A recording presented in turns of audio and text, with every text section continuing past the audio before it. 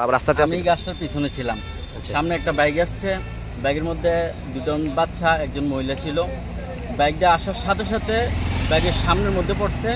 বাচ্চাটি তেমন লাগে নাই, একটু ঢালাঢুলা লেগেছে, এমনি কোনো সমস্যা হয় না, কিন্তু বাইকটা সামনের জায়গাটা একবারে ভেঙে গেছে। এই কারেন্টের তারগুলো গাছের সাথে হওয়ার কারণে আজকে যদি কারেন্ট থাকতো আজকে মানুষকে মারা দিল হলে।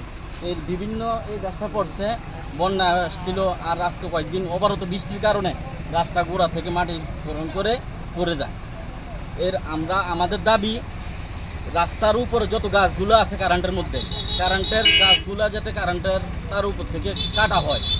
অনেক সময় দেখা যায় বিদ্যুৎ কোম্পানি এসে গাছে শুধু ঠালাগুলো কেটে দেয়, ঠালাগুলো না কেটে গাছটা অতি সত্য গোড়া দিয়ে কেটে দেয়।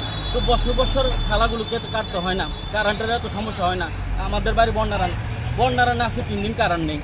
এরকমভাবে বিদ্যুৎ কোম্পানির মধ্যে যাই বারে বারে আমরা ডেপুটেশন দিয়ে আসছি, জানাই আসছি, লিখিতভাবে দিয়ে আসছি, আমাদের কারেন্টটা ঠিক হয়নি। এখন আজকে 3 দিন কারেন্ট নেই, এখন আজকে আবার এই রাস্তার তারগুলো আবার ছিঁড়ে গিয়েছে। এখন আবার 2-3 দিন কারেন্ট আসতো না। তো মানুষ কীভাবে আসবে? পানীয় জলের কারণে মানুষ আতঙ্ক হয়ে রয়েছে।